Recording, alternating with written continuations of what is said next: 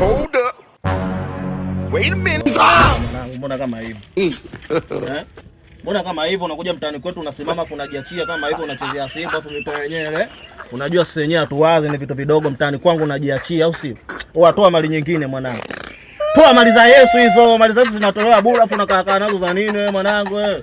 Sasa huyu bongo ni kutema chili nini kwa sisi wafala wanaume au sio? Mimi mtaani kwangu mimi wote wananijua kwa sababu mtu yote anazingua kiharakati. Bwana kama nikikudusua na kudusua. Mama yangu. Jambo mkuu. Vipi mkuu, kwema? Kwema. Samahani. Mnafahamiana nyinyi? Leo kazi ipo. Yaani mnajuana? Ongea naye. Unajua bwana?